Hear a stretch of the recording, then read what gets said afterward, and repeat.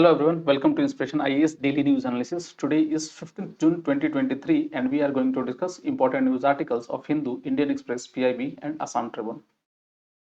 As usual, before starting, you can download our PDF lecture from our website by clicking in the link below or just write www.inspirationias.org. Alternatively, you can also follow our social media page like Facebook, Instagram and YouTube channel along with our you can also join our Telegram channel for free study materials. If you are preparing for any state civil services, you can join our foundation batches, which is available both in online as well as offline format. For more information, you can call in this number. Those students who are going to appear for the APSC means examinations, you can join our Anushilan batch, which has already been started. The test schedule is in front of you. For more information or admission, you can call in this number. चलिए start करते हैं अपना daily news analysis. आज का हमारा पहला news है open market cell scheme से related. Recently, central government has discontinued the sale of rice and wheat from the central pool under the open market sales schemes to the state government. तो central government ने क्या किया है कि जो rice और wheat का जो वो सेल करती थी ओपन मार्केट सेल स्कीम के तहत टू स्टेट गवर्नमेंट, उसमें उन्होंने इसको स्टॉप कर दिया या बंद कर दिया। अब ये रीजन क्या है इसको समझते हैं थोड़ा सा, और ये ओपन मार्केट सेल स्कीम होता क्या है। देखिए आमतौर पर अगर समझा जाए तो OMSS एक्चुअली ये फूड कॉर्पोरेशन ऑफ इंडिया क्या करता है ना कि जो वो सरप्लस स्टॉक उसके पास होता है जैसे व्हीट और राइस का, तो उसको वो क्या करता है मार्केट में बेच देता है, ऑक्शन कर देता है एक प्री डिटरमाइंड प्राइसेस के ऊपर, प्राइसेस को लेकर। तो जिससे होगा क्या कि जो स्टॉक है जो है ना ओपन मार्केट में ये बढ़ जाता है आपके राइस और व्हीट का, सो दैट इस तरह के जो इन्फ्लेशन या प्राइस राइज जो होता है इससे रिलेटेड वो कम हो जाएगा। अच्छा, ये सारे स्टेट में नहीं, ये उन स्टेट्स में किया था जिस स्टेट में अगर इसकी किल्लत होती है, ठीक है, राइस या व्हीट की किल्लत होती है, उसी स्टेट में क्या करता है FCI इसको बेच देता है। ठीक है, तो ऑब्जेक्टिव है क्या, to enhance the supply of food grains specially wheat during the lean season and thereby moderate the open market prices specially in the deficit region. जैसे हमने कहा कि जो डेफिसिट रीजन के अंदर में जो चीजें होती है ना उसको वो लोग क्या करते हैं, गवर्नमेंट बेसिकली उसको वहीं पर बेचती है। ठीक है, और basically the FCI conducts a weekly auction, ये वीकली ऑक्शन करता है to conduct this scheme in the open market using the platform community exchange. तो this is important for your prelims examinations, point facts काफी important है। वो NCDEX में वो basically इसको सेल करते हैं। Exchange NCDEX national commodity and derivative exchange limited. Next अगर बोला जाए तो स्टेट गवर्नमेंट या union territories are also allowed to participate. इसमें ऐसा नहीं है कि सिर्फ प्राइवेट पार्टीज, बट रादर आप स्टेट गवर्नमेंट वो भी इसके अंदर में मतलब पार्टिसिपेट कर सकती है ई ऑक्शन में if they require wheat and rice outside the targeted public distribution in. मतलब TPDS के बाहर अगर स्टेट गवर्नमेंट को चाहिए कुछ और अदर वेलफेयर स्कीम के अलावा, तो स्टेट गवर्नमेंट इसमें पार्टिसिपेट कर सकती है। along with there they can also buy these products, this rice and wheat, or the reserve prices is fixed by the government and in the tender floated by the FCI and the bidders cannot quote less than the reserve price। तो जितना price वो RBI मतलब FCI ने coat किया है उसके ऊपर ही जाना पड़ेगा, नीचे नहीं जा सकते। और बेसिकली अगर बोला जाए the present form of OMSS comprises तीन स्कीम है इसके अंदर में। कौन कौन सा? एक तो है sale of wheat to bulk consumers private traders through E auctions, and sale of wheat to bulk consumer private traders through E auction by dedicated movement. ठीक है, कुछ डेडिकेटेड मूवमेंट होता है उसके थ्रू बेचा जाता है। एंड थर्ड जो होता है sale of raw rice grade A to bulk consumer private traders through E auctions. तो ये तीन स्कीम है OMSS के तहत। ठीक है, most important for your prelims as well as for your mains examinations. FCI थोड़ा इंपॉर्टेंट है, ये फूड कॉर्पोरेशन ऑफ इंडिया को बनाया गया था, एक तरह का स्टैट्यूटरी बॉडीज है 1965 में under food corporation act 1964 against the backdrop of major shortage of grains. तो 1964 में जो मेजर शॉर्टेज जो हुआ था ना ग्रेन्स का, उसके तहत ताकि देश में जो फूड या फूड ग्रेन्स की जो कमी कभी ना हो, इसके लिए FCI को बनाया गया था, स्पेशली व्हीट से रिलेटेड, क्योंकि मोस्टली व्हीट ही होती है staple food all over most of the part of the country में। और it comes under the ownership of ministry of consumer affair. It is also important, ये कंज्यूमर अफेयर्स मिनिस्ट्री के अंदर में आता है, food and public distribution, government of India. Headquarter इसका कहाँ पर है? दिल्ली में। एंड इसके तीन बेसिक ऑब्जेक्टिव्स FCI के। सबसे पहला to provide effective price support to farmers, एक तो ये। दूसरा, to procure and supply grains to PDS. PDS से समझे, देखते हैं ना आप लोग, राशन वगैरह में जो प्रोवाइड कराता है ये एफसीआई ही देता है। PDS for distributing subsidized staple to economically vulnerable section of the society, and also it keeps a strategic reserve to stabilize market for basic food grains. तो स्ट्रेटेजिक रिजर्व भी स्टोर करके रखता है ताकि जब जरूरत पड़े, कभी ऐसा सिचुएशन आ जाए, तो ताकि मार्केट में अगर इस तरह का इन्फ्लेशन इस तरह का बढ़ने लगे या शॉर्टेज होने लगे तो उस समय ये लोग रिलीज करते हैं। तो ये कुछ फंक्शंस हैं और उसके जो कुछ फैक्ट्स हैं आपके एफसीआई से related, most important both for your prelims and mains examination. Next news है वो आपका gender social norms index GSNI 2023 UNDP ने रिलीज किया है। और इसमें है क्या, recently the United Nation Development Programme release the gender social norms index 2023। इसमें बेसिकली जो फीमेल्स मतलब फीमेल की स्टेटस सोसाइटी में क्या है, उनके उनके खिलाफ जो वायलेंस वगैरह होते हैं उसको ये दर्शाता है। दिस रिपोर्ट्स ये है क्या कि it quantifies biased against women, biasness against women, capturing people's attitude towards women's role। कि आम जनता जो है, लोग जो है, उनका क्या रोल है, मतलब फीमेल के प्रति वो कितने बायस्ड होते हैं, ठीक है।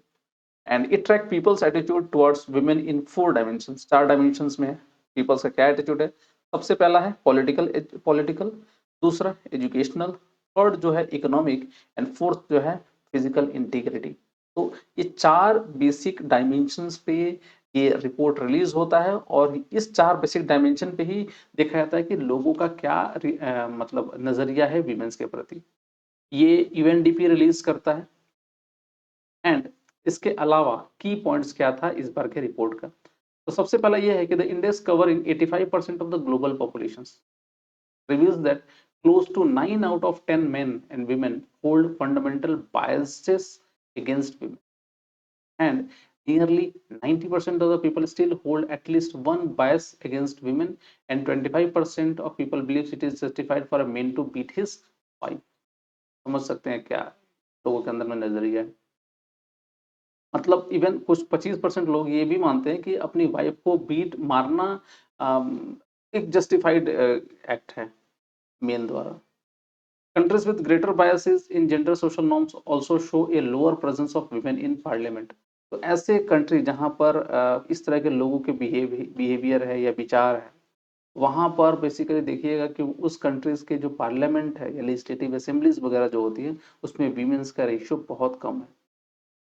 Indigenous women, migrant women and women with disabilities have meager political representation। इनका कुछ है ही नहीं।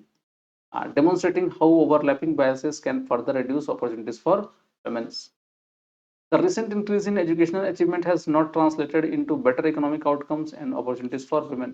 Recently जो economic development या educational development जो achievement जो women achieve कर रही है, उसके बावजूद भी उनका condition उतना अच्छा नहीं बढ़ा है। That is regarding the report GSNI 2023।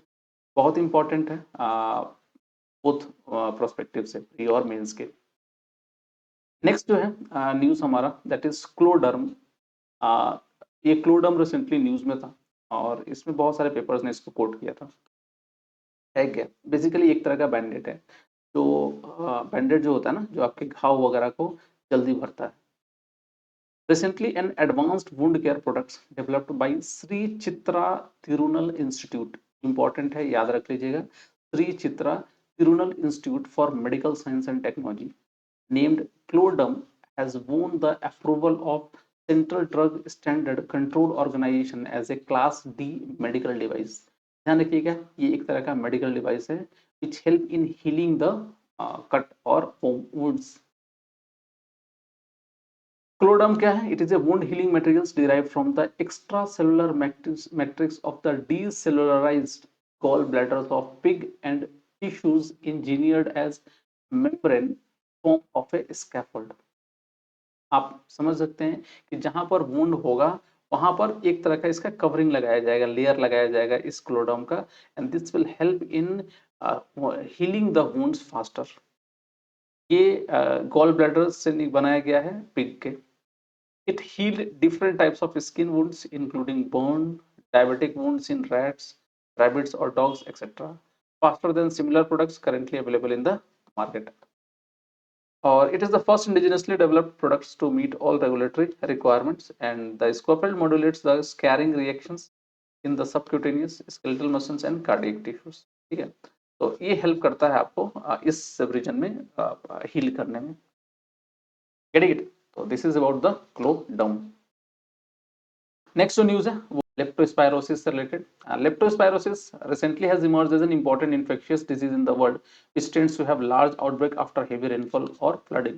मतलब heavy rainfall और flooding के चलते ही ये leptospirosis हो रहा है लोगों के अंदर में. कहा यह जा रहा है बहुत ही infectious disease है due to the flooding and rainfall. It is leptospirosis बोला जाता है. It is a potentially fatal zoonotic bacterial disease. Important है. जूनोटिक मतलब एनिमल से इंसानों को होने वाला, और ये एक तरह का बैक्टीरियल डिजीज है. And the disease is caused by bacterium called leptospira interrogans और लेप्टोस्पाइरा. ठीक है, ये बैक्टीरिया है. It is more prevalent in warm humid countries and both urban and rural areas. This contagious diseases in animals but is occasionally transmitted to human in certain environmental conditions. Getting it? तो ये आप समझ सकते हैं. तो career इसका है rodents होते हैं वाटर बॉडीज के अंदर में, फिर एनिमल्स एंड देन ह्यूमन को ये रिस्क पहुंचाता है. नॉर्मली ये जानवरों को हुआ करता था. The carriers of the disease can be either wild or domestic animals, including rodents, cattle, pig, and dogs. The cycle of disease transmission begin with the shedding of leptospira, usually in the urine of infected animals. तो urine of infected animals के through ये transmit होता है. And according to US Center for CDC prevention, infected animals can continue to excrete the bacteria into their surrounding for a few months, but sometimes up to several years. तो जब तक excreta निकलता है उनका, या तो कुछ महीने तक वो निकलते रहते हैं बैक्टीरिया, या तो कुछ सालों तक भी हो सकता है, सेवरल ईयर्स तक. तो ये एक तरह का इन्फेक्टियस, काफी इन्फेक्टियस डिजीज हो गया. एंड लेप्टोस्पाइरोसिस के बेसिकली दो फेजेस होते हैं. एक तो after the first phase symptoms जो होता है वो fever, chills, headache, muscle ache, vomiting और डायरिया होता है.